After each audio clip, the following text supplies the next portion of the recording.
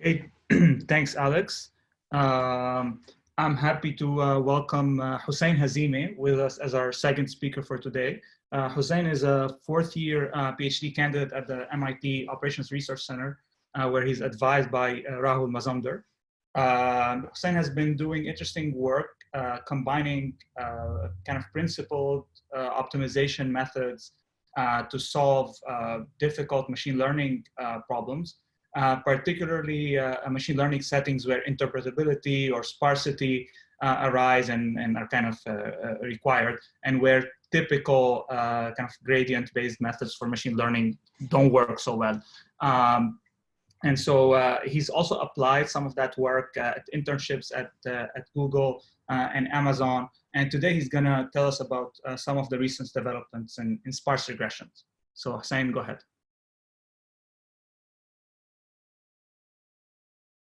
I think you're muted, though.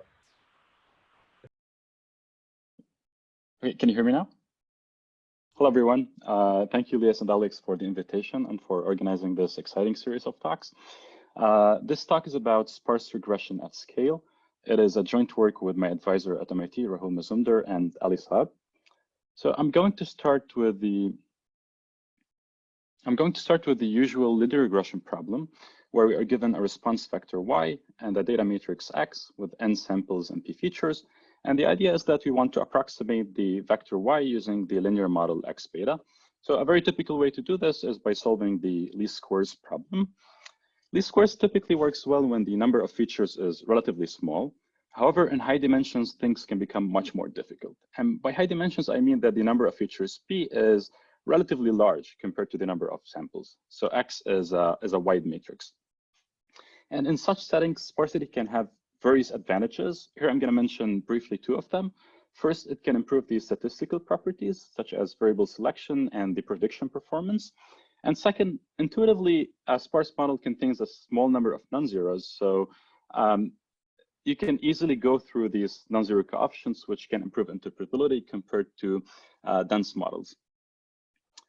Okay, so now an important question is, how can we impose sparsity on this least squares problem? A natural way to do so is by using L0 regularization. So here I'm showing another formulation which imposes sparsity, where we augment the objective function with the L0 norm. And the L0 norm of beta is equal to the number of non-zero coefficients in the vector beta. In addition to the L0 regularization, we also impose some L2 regularization. So this is the squared L2 norm. And this term can be beneficial in settings where the noise in the problem is relatively high. So basically, we're looking at a combination of L0 and L2 regularization. The parameters lambda 0 and lambda 2 are regularization parameters. Those are prefixed before solving the problem. Lambda 0 controls the sparsity and the resulting estimator, and lambda 2 controls the amount of shrinkage, by how much are we shrinking the coefficients towards 0. And of course, due to the presence of the L0 norm, this is a problem of combinatorial nature, and it is well known to be an NP-hard problem. Our goal in this work is to develop scalable algorithms to solve this problem to optimality. So we're looking at a global optimization framework. Now, before diving into the computational details, I'm going to make a quick detour to answer an important question, which is, why are we considering L0 or L0 L2 regularization, especially since there are many proxies in the literature for the L0 norm. I'm sure all of you have heard of L1 regularization or the lasso. And the nice thing about these proxies is that they typically have polynomial time algorithms. It is easy to scale them, and there are toolkits in the literature that can handle millions of features in the order of seconds to minutes. So why even bother with L0? And the main answer is L0 can improve the statistical properties. It can attain significant performance gaps compared to these proxies, in particular in settings where the features in the data matrix are highly correlated, or when the number of samples is relatively small compared to the number of features. And there is actually both theoretical and empirical evidence on this claim. Next, I'm going to briefly show you an empirical comparison of L0 versus the state-of-the-art proxies. And this is taken from one of our recent papers. So over here, we are generating data from a linear model, y is equal to x beta plus epsilon, where beta 0 is a sparse vector. we fix the number of features to 1,000 and vary the number of samples n. And we are considering a high correlation setting. So the features in X are highly correlated. In the figure to the right, we plot the recovery probability versus the number of samples. And by recovery probability, I mean the probability that a given algorithm recovers the non-zero indices in beta 0. Okay, so here we are comparing L0, L2 versus many other state-of-the-art proxies in the literature. L0, L2 is the red curve. L1 is in green. And I don't blame you if you cannot see the green because it is aligned with the x-axis. So basically the probability that L1 recovers is equal to 0 for any number of samples, whereas L0 can actually recover at around 500 samples. And this has important implications with respect to interpretability. Now, of course, the other proxies, I'm not showing you like what the proxies are, but all of these proxies, they include MC plus penalty, forward stepwise regression, and so on. All of these also cannot recover even for a relatively large number of samples. I'm going to interrupt you quickly. Do you need both L0 and L2? What if you had just L0? Yeah, that's an excellent question. So in this setting, it depends on the noise level in the problem. If the noise level is relatively high, you don't need L2. If the noise level, if the noise level is relatively high, we do need L2. If the noise is low, there is no need for L2. In this setting, L2 is needed because the signal is approximately 5 times the noise, so the noise is relatively high. Makes sense, thanks. And the improvement from L0 is not limited to variable selection. So over here, we have exactly the same experiment, but we're now plotting the prediction error. Again, L0, L2 is the red curve. L1 is over here, it's the green curve. And you can notice, especially for a small number of samples, there is a clear gap between the predicted performance of L0, L2, L1, and the other proxies. All right, so now I'm going to go back to the main focus of our work, which is computation. Before 2015, it was thought that solving L0 regularized problems with more than, say, 100 features was impossible. But exciting recent body of work on this problem is showing that actually much larger instances can be solved using mixed integer programming.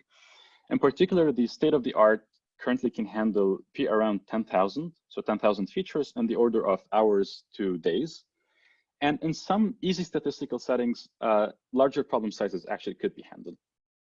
And we're going to talk more about what these easy statistical settings are. What's common about these different works is that they rely on off-the-shelf MIB solvers, such as Gurobi and Cyclic. And it is worth mentioning here that the solvers for proxies, such as the L1 regularization or LASSO, are actually much faster. So they can handle P equals to 10 to the 4 in the order of seconds, and they can actually scale to much larger problem instances, like millions of features. So the goal of this work is to actually solve the problem to global optimality for P equals to 10 to the 4 in the order of seconds, and maybe scale to much larger instances. So our experiments have instances with P equals to 10 million. Okay. Our approach, which we refer to as L0 BnB, is a specialized nonlinear branch and bound solver, which exploits the problem structure and the sparsity in the problem. And it's written from scratch, so it does not rely on off-the-shelf solvers. And it achieves over 3000x speedups compared to the fastest exact methods, and can actually handle problems on real data with P equals to 10 to the 7, so 10 million.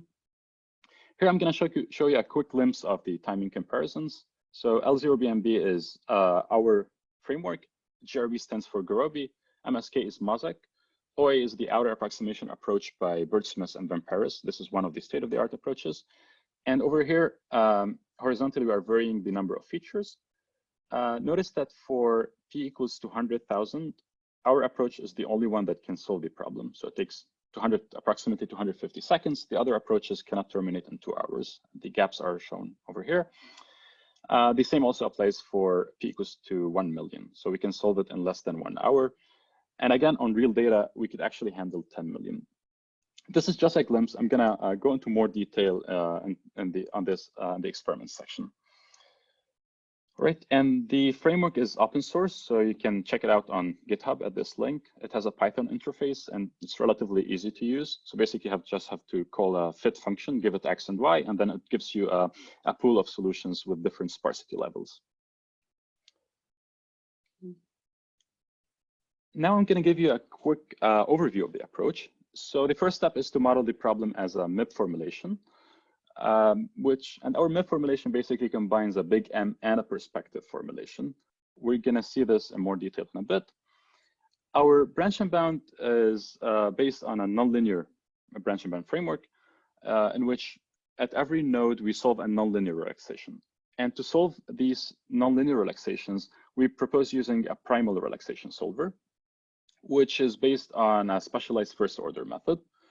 However, a primal solver cannot return dual bounds, and dual bounds are very important to perform search space pruning and branch and bound. To this end, we developed a new efficient method to derive dual bounds directly from the primal solutions, so without solving the dual problem. And we have some theoretical results which show that the corresponding dual bounds are actually very tight in high dimensions. In addition to this, we have some efficient methods for selecting branching variables and obtaining incumbents, that is, obtaining good upper bounds. It is worth mentioning here that the state-of-the-art approaches for nonlinear branch and bound typically solve the node subproblems using primal dual solvers. So they directly work in the dual space to get the dual bounds. In our case, the reliance on the primal relaxation solver is actually a radical change from that paradigm. And as we will see, it is one of the main factors for scalability. Okay, so next I'm going to briefly go over the MIP formulation. Recall that this is our L0 L2 formulation that we're after.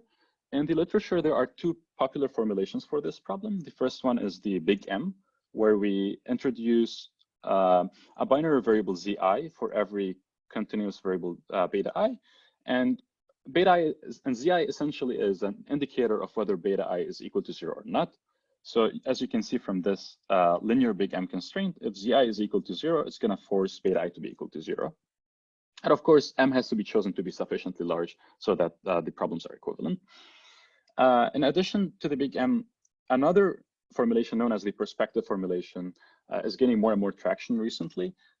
This formulation does not depend on a big M. It's a lifted formulation and uses two additional variables, a binary variable Zi, which has the same semantics as the big M, and an additional variable Si, which basically takes the place of the beta I squared in the objective. Okay, so the summation of Si represents the squared L2 norm. And we have this rotated second order constraint. Beta I squared is less than or equal to Si Zi. So if Zi is equal to 0, it's going to force beta I to be equal to 0. Okay. And in the paper, we show that under certain parameter settings, each of these formulations can outperform the other one in terms of the relaxation quality. So it seems natural to try to combine these two formulations. And this is indeed what we do in our proposal. We basically combine the big M and perspective formulations into one hybrid formulation. So we basically have three variables, beta, Z, and S, and we have the perspective constraint and the big M constraint. And this is the formulation our branch and bound tackles. It is a mixed integer second order comp program, MISOCP. Okay.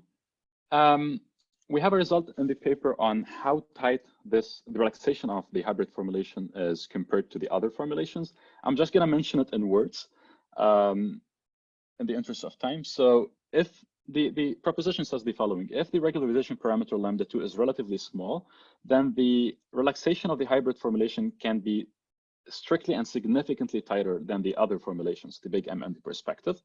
However, if lambda2 is relatively large, the hybrid formulation's relaxation is equivalent to the relaxation of the box perspective formulation. And the box perspective is essentially a perspective plus this box constraint. Okay, so to conclude, if lambda2 is relatively small, it can actually perform much better than the other two formulations. This is the proposition in more details. You can check it out in the paper. Okay, so now I'm going to move to the more interesting part, to the branch and bound. So our proposal is a nonlinear branch and bound, which means that at every node, we're solving a nonlinear subproblem. And we're using very basic branching, basically binary branching. For example, at the root node over here, we're branching at the variable z1. To the left, we go as 1. To the right, we go with 0, and so on. Next, we're going to answer two main questions. First, how can we efficiently solve the node subproblems using a primal solver? And second, how can we obtain dual bounds from directly from the primal solutions?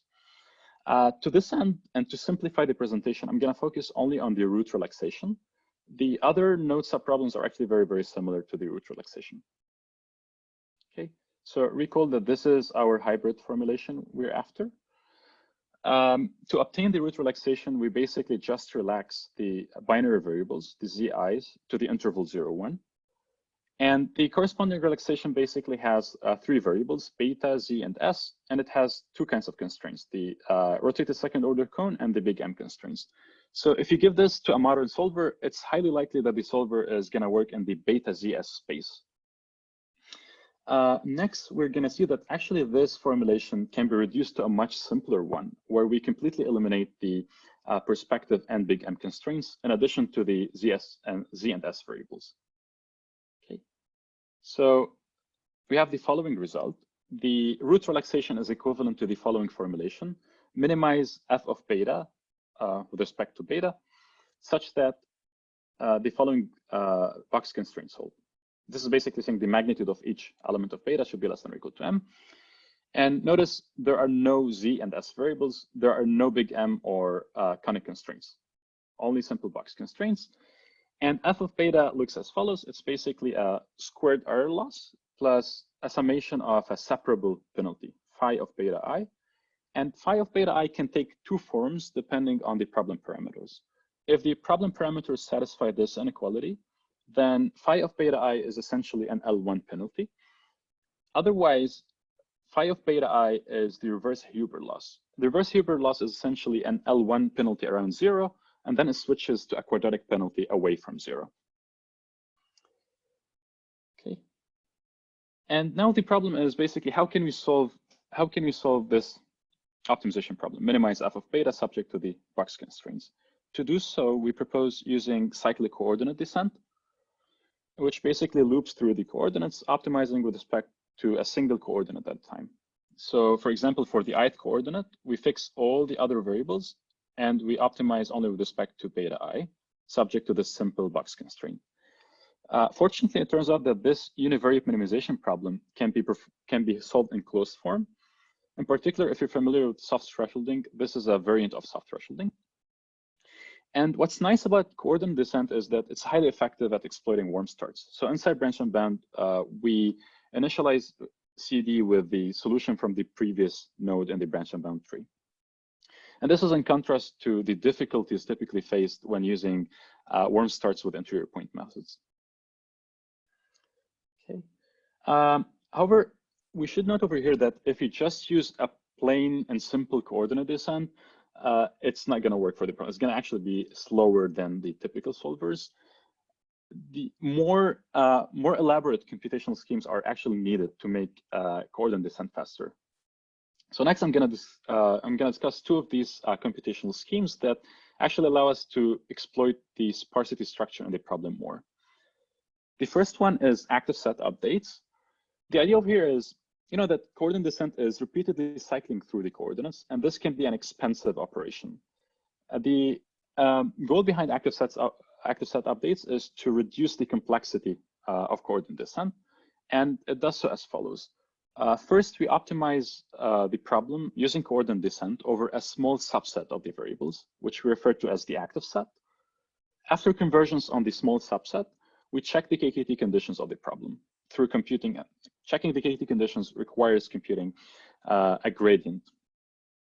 If the KKT conditions are satisfied, we stop. We have an optimal solution. Otherwise, we augment the active set with the violating variables and go to step 1 again.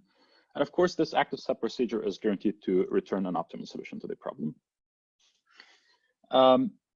Active set updates actually can speed up the primal solver by more than 20x. But it turns out that the advantages of the active set updates are not limited to speed. They can actually give us much tighter dual bounds. And we have a theoretical result on this, which we're going to see in a few slides. Okay. Also, although active set updates leads to speedups, again, it does have a bottleneck, which is basically checking the KKT conditions, because this requires computing a full gradient. To overcome this issue, we have a new method called gradient screening, which basically allows us to perform active set updates without computing a full gradient. So when checking the KKT conditions, we can actually check them using only a small part of the gradient. And we can obtain this small part by basically exploiting previously computed gradients in the branch and bound tree. This is very high level. I won't have time to go into details, but if you're interested in this, we have a detailed discussion on it in the paper. All right, so up to this point, we discussed how to develop a scalable primal algorithm. However, we still need dual bounds. So now I'm going to discuss how to convert these primal solutions into tight dual bounds. So recall that this is our relaxation. Now I'm going to present a Lagrangian dual of the problem. So if the problem parameters satisfy this inequality, a Lagrangian dual is given by this optimization problem. Over here, no need to focus at the details. The only thing to keep in mind is that this could be represented as a QP, and we do not actually solve it. We're just using this to reason about the problem. And it's basically a maximization problem. So maximize H1 of alpha, gamma. Alpha and gamma are the dual variables. Okay. Now I'm going to discuss how to explicitly construct the dual solutions. So let beta star be the optimal primal solution and alpha star, gamma star be the optimal primal and dual variables. Then the optimality conditions of the problem imply that alpha star is equal to the negative of y minus x beta star. So alpha star is equal to the negative of the residuals. This is basically a relation between the optimal dual and primal variables. Now, when we run our active set algorithm, in practice, it's only going to give us an approximate solution, not an optimal solution. And the reason is that we're terminating coordinate descent at in a finite number of iterations.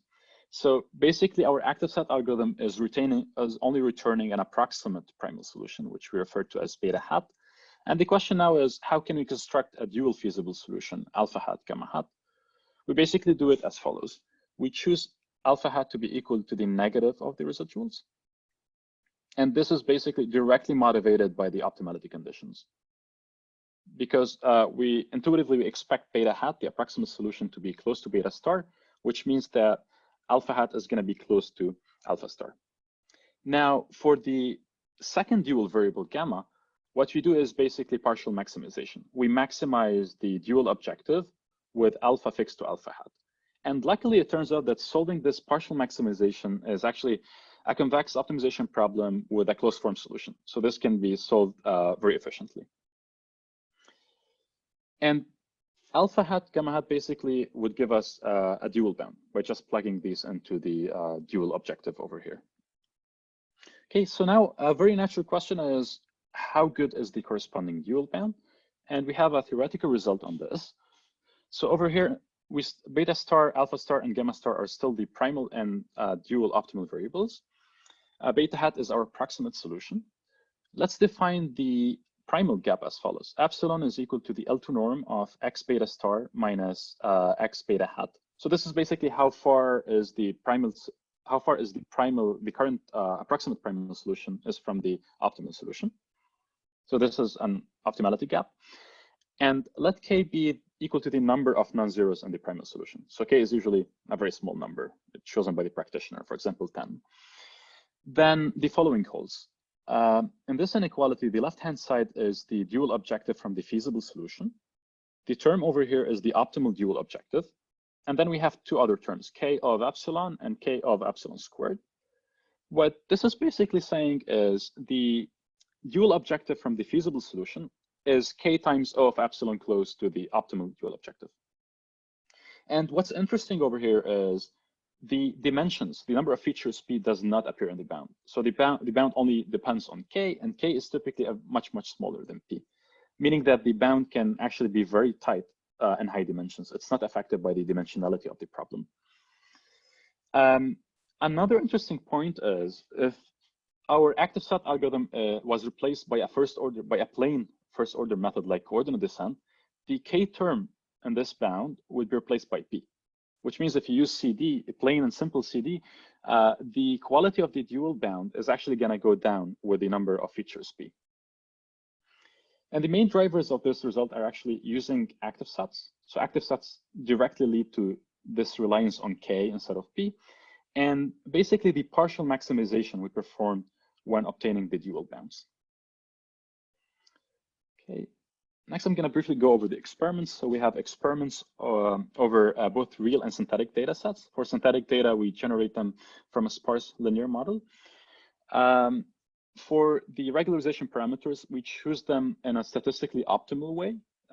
So lambda 0 star recovers the true number of non-zeros, and lambda 2 star minimizes the L2 estimation error. So it basically gives you an estimator that minimizes the L2 distance from the true beta over here. Okay, and we have comparisons against Garobi, Mosaic, and the outer approximation approach by Birdsmith and Van Paris.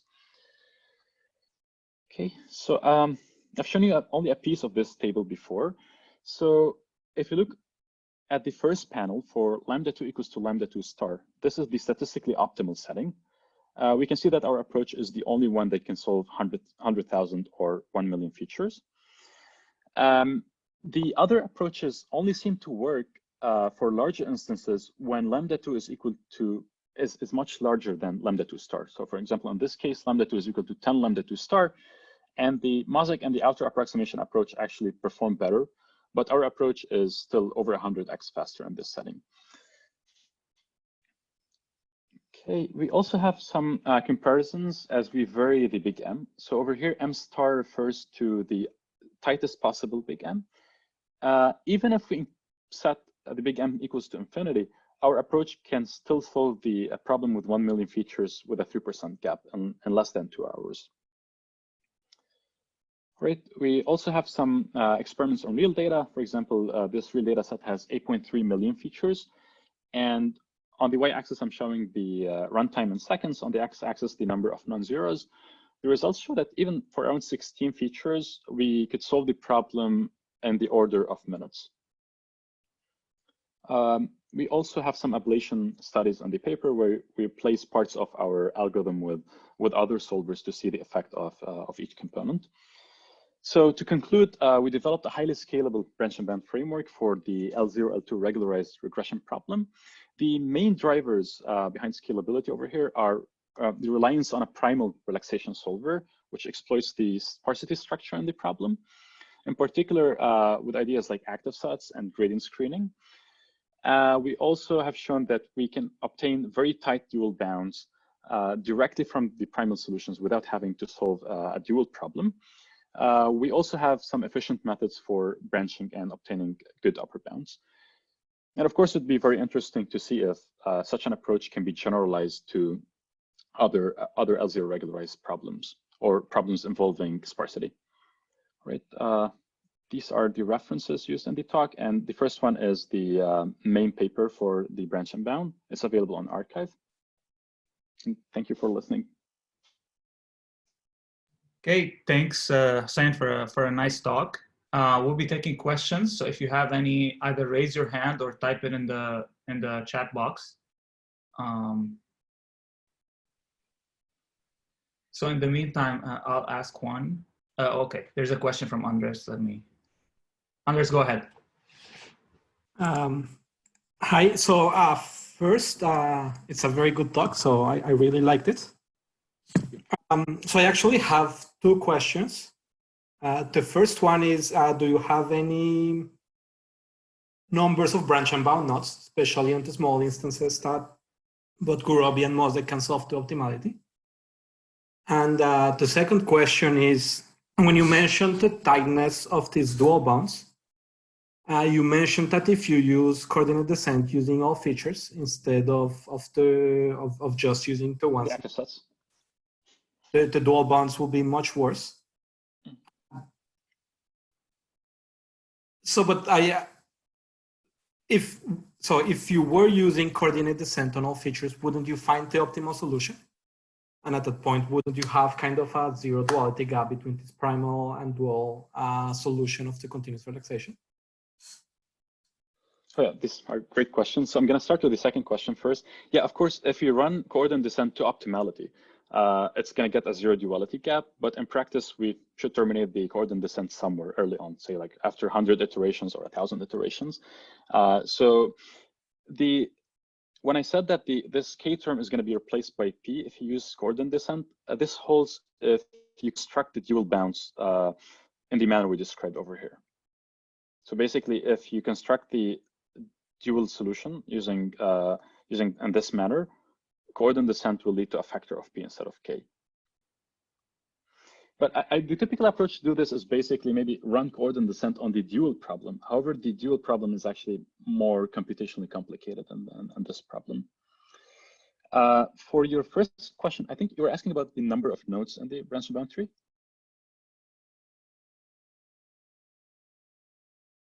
I can't hear you.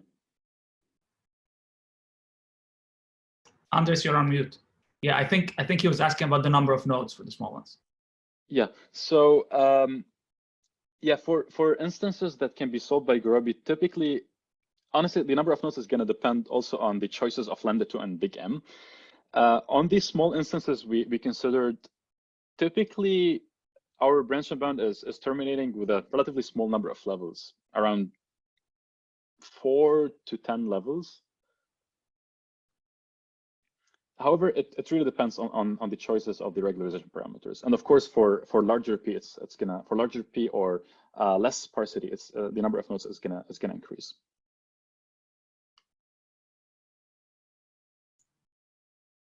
Okay. Any other questions? Actually, I think there are questions in this in the chat. Okay, Mathieu has a question. Okay, so what are typical values for the number of samples and the number of features and the sparsity of the data, I guess? Okay, so one slide has data on the order of hundreds. I guess the order of samples is on the hundreds or thousands, something like that? Mm-hmm. Yeah, so basically, yeah, we consider different number of samples. So for these tables, we were considering n equals to 1,000 and varying P. We also have other experiments in the paper where we actually study the effect of n. So we vary n all the way between 100, I think, to 100,000 or 1 million. And it is relatively robust to the number of samples. Of course, there's a sweet spot for the number of samples for which the algorithm is actually really fast. And also MIP solvers are really fast. But for very small n or very large n, things can become slower. However, still, I think we can handle n equals to 100,000 in reasonable times. The other question was, is it generally the case that number of samples is much smaller than dimensionality? Yeah, so in typical application, it depends on the application, but in popular applications such as genetics, yes, typically the number of samples is relatively small compared to P. So for example, suppose you're collecting gene expressions from patients or from people. Typically the number of patients is small because the experiment is very costly. Mm-hmm. So it's always preferable to have a smaller number of patients, which leads to a small number of samples, but the number of gene expressions can be in the order of millions. Okay. Very good. Thanks, Hussein. I think we'll take any remaining questions next. If you're sticking around, I have one.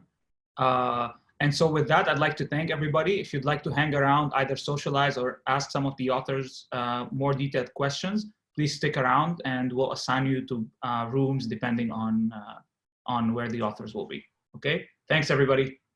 Thank you.